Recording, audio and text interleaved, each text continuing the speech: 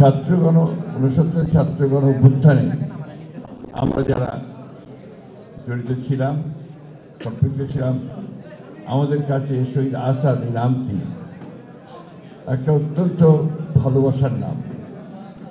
আমাদের এটা একটা, আমরা যে সংগ্রাম করেছি, যে আন্দোলন করেছি, সেই সংগ্রাম আন্দোলন সবচেয়ে একটা অনুপ্রেরণার নাম।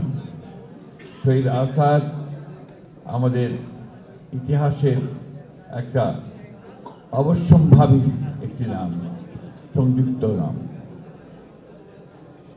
যতই পাঠ্যপুস্তকে নাম না থাকুক বা স্মরণ না করুক অন্য কেউ, কিন্তু শহীদ আসাদকে কেউ ইতিহাস থেকে বিচ্ছিন্ন করতে পারবেন না।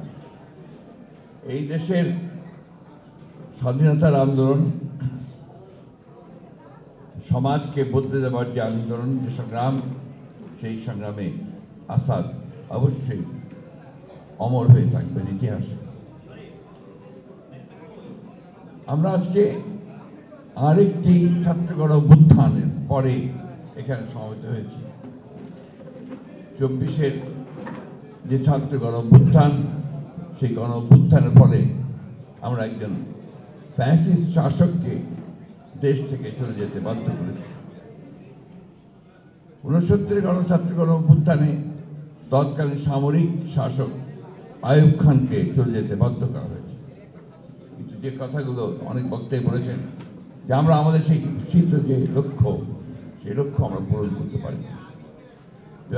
বলেছেন যে আজকে প্রায় এত বছর পরেও আমরা একটা নির্বাচন করতে পারি না। এটা একটা সামগ্রিক ব্যাপার। আমরা যারা রাজনীতি করি, আমরা চেষ্টা করি, আমরা বদলানোর চেষ্টা করি, কিন্তু দেখা যায় সবগুলো সবসময় আমরা পেরে উঠি না। কারণ প্রতিক্রিয়াশীল যে চক্র আছে, সেই চক্র এত বেশি তারা দৃঢ় হয়ে যান, এত বেশি করে তারা সেই বিপ্লবের বা আপনার সংগ্রামের সেই ধারাটাকে বদলে দিতে চান। আজকে শহীদ আসাদ খুব প্রাসঙ্গিক এই জন্যে যে আমরা যে ফ্যাসিস্টদের বিরুদ্ধে দীর্ঘ সংগ্রাম করেছি, 15 বছর লড়াই করেছি এবং সব শেষে আমরা একটি বিজয় অর্জন করেছি। সেই বিজয়ের মধ্য দিয়ে আমরা সামনে যে দিনগুলোকে আশা করছি, প্রত্যাশা করছি, সেই দিনগুলো যেন আমাদের সেই স্বপ্নগুলোকে যারা প্রাণ দিয়েছে তাদের স্বপ্নগুলোকে যেন বাস্তবায়িত করতে পারে, এটাই হচ্ছে আমাদের প্রত্যাশা। এই পরিবর্তনের পরেই তারা একটি গণতান্ত্রিক রাষ্ট্র চান। সেই গণতান্ত্রিক রাষ্ট্রে তারা তাদের অধিকার থেকে ফিরে যান। তারা যেন তাদের মোটা ভাত, মোটা কাপড় পরে থাকতে পারেন সাধারণ মানুষ। তারা যেন ভোটের অধিকারটা পান, তারা কথা বলার অধিকার পান, এবং তাদের সন্তানেরা যেন লেখাপড়া শিখতে পারে। তারা যেন একটা সুন্দর একটা সমাজে, যে সমাজে দুর্নীতি থাকবে না, যে সমাজে অন্যায় থাকবে না, যে সমাজে মানবিক মূল্যবোধ থাকবে, যে সেখানে ন্যায় বিচার থাকবে, সেই ধরনের একটি সমাজ তারা চান।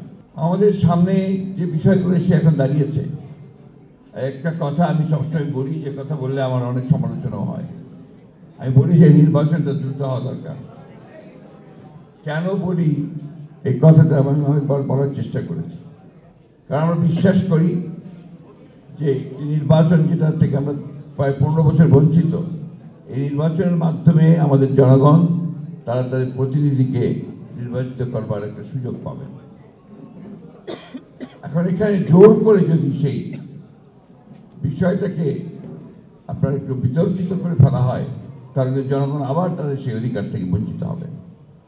এবং আমাদের যে অভিজ্ঞতা, সেই অভিজ্ঞতা আমরা দেখেছি যে এই ধরনের নির্বাচন যদি দ্রুত না হয়, সময় ক্ষেপণ করা হয়, তাহলে সেখানে অন্যান্য শক্তিগুলো মাথা চাড়া দিয়ে উঠতে থাকে, এবং তখন জনগণের যে চাহিদা, সেই চাহিদা থেকে তারা পুরোপুরিভাবেই বঞ্চিত হয়।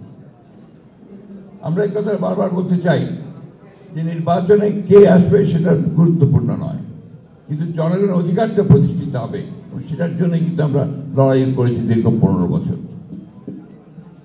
আমি সেই কারণেই বলেছি যে এই সময়টা আমাদের দরকার সত্যিকার অর্থেই আমরা বর্তমান যে অন্তর্বর্তীকালীন সরকার আছে সেই সরকারের কাছে আমাদের প্রত্যাশা অনেক।